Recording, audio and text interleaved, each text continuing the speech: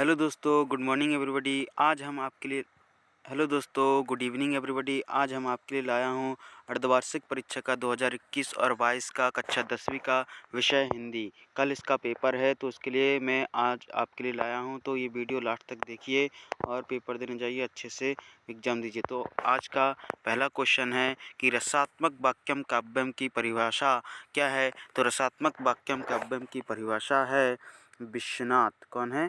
विश्वनाथ इसका आंसर है। ठीक है। दूसरा है आत्मकथ्य के कवि कौन है। तो आत्मकथ्य के जो कवि है सूर्यकांत त्रिपाठी निराला है, जयशंकर प्रसाद है, गिरिजा कुमार माथुर या सामाजिक विकास है। तो इसका आंसर है जयशंकर प्रसाद। ठीक है।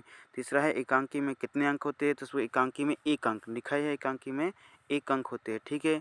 नेक्स्ट क्वेश्चन है कि स्त्री स्त्री शिक्षा के बारे में महावीर प्रसाद द्विवेदी का मत क्या है। तो स्त्री शिक्षा के बारे में महावीर प्रसाद द्विवेदी का मत है कि स्त्रियों को पढ़ाना चाहिए। ठीक है। नेक्स्ट है तुलसीदास की कौन सी रचना है। 5वां नंबर। तो विनय तुलसीदास की कौन सी रचना है। तो विनय पत्रिका, साहित्य लहरी, आशु अनामिका। तो इसका आंसर है विनय पत्रिका। ठीक है। नेक्स्ट क्वेश्चन आगे की ओर बढ़ते हैं। काव्य की शोभा बढ़ाने वाले तत्व को हम क्या कहते हैं। तो इसका आंसर है आपका जो है तो काव्य की शोभा बढ़ाने धर्म को हम कहते हैं द्वंद्व समास, द्विगु समास या तत्पुरुष समास या कर्मधारय समास। तो काव्य की शोभा बढ़ाने वाले तत्व को हम कहते हैं, इसमें ये ऑप्शन गलत दिया होगा क्योंकि काव्य की शोभा बढ़ाने वाले तत्व को हम कहते हैं अलंकार कहते हैं। क्या कहते हैं? अलंकार। काव्य की शोभा बढ़ाने वाले को हम अलंकार कहते हैं। ओके दोस्तों, नेक्स्ट क्वेश्चन आगे रिक्त स्थान की पूर्ति हम देख लेते हैं। ये प्रश्न है, इसमें आगे चलते हैं हम। ये इनमें सॉल्यूशन दिखा है, देखिए ये इसमें अब रिक्त स्थान की पूर्ति हम देख लेते हैं ना। तो रिक्त स्थान की पूर्ति में देख लीजिए पहला है पंचवटी किस समास का उदाहरण है। तो पंचवटी जो है वो द्विगु समास है। ठीक है। पंचवटी कहाँ है? पंचवटी द्विगु समास का है। आभा फागुन की डैश नहीं है। तो आभा फागुन क्या नहीं है? अट नहीं रही। आभा फागुन की अट नहीं रही। दूसरा है, तीसरा है कामायनी एक क्या है? महाकाव्य है। सबको पता है कामायनी क्या है? एक महाकाव्य है। चौथा है मन्नू भंडारी के पिता रसोई को भाटिया खाना कहते हैं। क्या कहते हैं? भाटिया रखना कहते थे। ठीक है। छायावत के कवि का नाम क्या है? तो छायावत के कवि का नाम जो है वो जयशंकर प्रसाद है। छायावत के कवि के नाम हमें ने कैसे याद करेंगे कि अगर क्वेश्चन आ जाए कि छायावत कवि के 4 कवि नाम तो याद रखना छायावत कवि के 4 कवि का नाम है प्रसाद, पंत, निराला और बरमानी। प्रसाद यानी जयशंकर प्रसाद, पंत यानी सूर्यकांत त्रिपाठी निराला, जयशंकर प्रसाद, सूर्यकांत त्रिपाठी निराला और आपका महादेवी वर्मा। ठीक है। आगे बढ़ते हैं हम नेक्स्ट क्वेश्चन की ओर देखते हैं। सही जोड़ी देख लेते हैं। सही जोड़ी श्रृंगार रस। तो श्रृंगार रस का क्या हो जाएगा मेरा?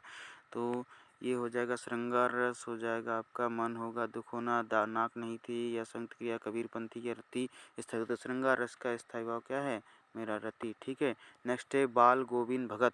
तो जो बनता है उसको कर ले क्रिया एवं सहायक क्रिया। तीसरा का क्या है? संयुक्त क्रिया होगा। दिल्ली में सब कुछ था परंतु क्या नहीं था?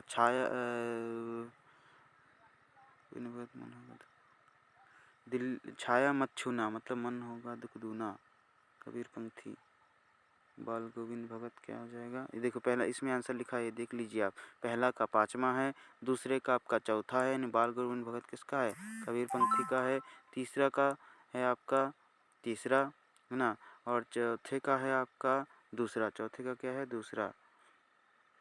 यानी दिल्ली में सब कुछ था परंतु नाक नहीं थी, है ना। छाया मत छूना तो ये जाएगा मन होगा दुख दूना। ठीक है। आगे बढ़ते हैं हम। एक शब्द में यार एक वाक्य में उत्तर दीजिए, है ना। तो इसमें पहला क्वेश्चन हम देख लेते हैं कि एक शब्द की एक से अधिक बार आवृत्ति होने पर कौन सा अलंकार होता है। तो कौन सा अलंकार होता है? तो अनुप्रास अलंकार होता है। कौन सा? अनुप्रास अलंकार। तो अनुप्रास अलंकार अगर क्वेश्चन में भी आए तो हम लिख सकते हैं कि अनुप्रास अलंकार किसे कहते हैं? एक शब्द की एक से अधिक बार अगर आवृत्ति होने पर एक शब्द के एक मिनट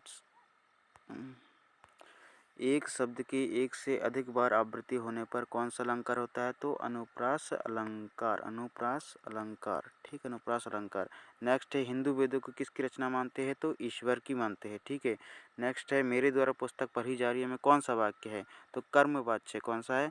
कर्मवाच्य है। नेक्स्ट क्वेश्चन है कि हाथ मलना का क्या अर्थ है? तो हाथ मलना का अर्थ होता है पछताना। क्या होता है? पछताना।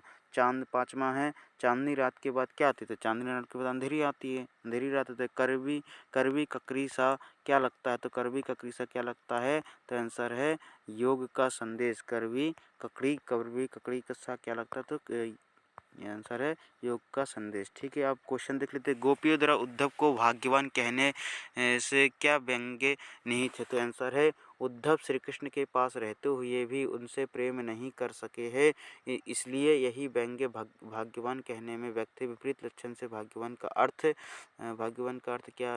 भाग्यहीन है। ठीक है, ये पूरा देख लीजिए, इसका आंसर क्या है ना? हम छोटा कर लेते हैं इसको ना, ये जो इतने में रहे ना। तो गोपियों द्वारा उद्धव को भाग्यवान कहने में क्या व्यंग्य निहित है? तो इसका आंसर हमने पढ़ लिया। उद्धव श्री कृष्ण के पास रहते हुए भी उनसे प्रेम नहीं कर सके, इसलिए गोपियों को वे भाग्यहीन कहते हैं। यही व्यंग्य भाग्यवान कहने में व्यक्ति विपरीत लक्षण से भाग्यवान का अर्थ भाग्यहीन है। ओके, नेक्स्ट क्वेश्चन है, गोपियों ने उद्धव से योग की शिक्षा कैसे लोगों को देने की बात की है? तो आप स्क्रीनशॉट रख लीजिए और याद कर लीजिए। ठीक है, फिर है सूर्यकांत त्रिपाठी निराला की प्रमुख काव्य कृतियाँ क्या है? तो अनामिका, परिमल, गीतिका, तुलसीदास सूर्यकांत त्रिपाठी द्वारा रचनाएं हैं। ठीक है, अनामिका, परिमल, गीतिका, तुलसीदास। महाकाव्य किसे कहते हैं? दो महाकाव्य का नाम और उनकी रचना। तो महाकाव्य की परिभाषा है, महाकाव्य विस्तृत होता है, नहीं सब बहुत बड़ा होता है, इसमें प्रकृति का विशद चित्रण होता है, जीवन के समग्र रूप का उल्लेख होता है तथा पात्रों की संख्या इसमें अधिक होती है। और इसमें हिंदी के दो महाकाव्य है, एक रामचरितमानस जो इसमें तुलसीदास ने लिखा और एक कामायनी जो जयशंकर प्रसाद ने लिखा है। ठीक है, तो महाकाव्य की परिभाषा ये आता है, याद कर लेना आप। ठीक है, नेक्स्ट क्वेश्चन है, नाक, मान, सम्मान और प्रतिष्ठा का होता क्या है? बात पूरी व्यंग्य रचना में किस तरह उभर कर आई है? स्क्रीनशॉट रख लीजिए और लिख लीजिए। ठीक है, वार्षिक परीक्षा की तैयारी की जानकारी देते हुए अपने पिताजी को पत्र लिखिए, है ना। तो ये पत्र आप देख लीजिए, स्क्रीनशॉट इसका भी रख लीजिए, है ना। फिर नेक्स्ट आगे बढ़ते हैं, आगे है बस, और आप देखना। Thank you so much, video को लास्ट तक देखने के लिए हमारे चैनल को सब्सक्राइब कर दी। Study GS by Neelkant Dev.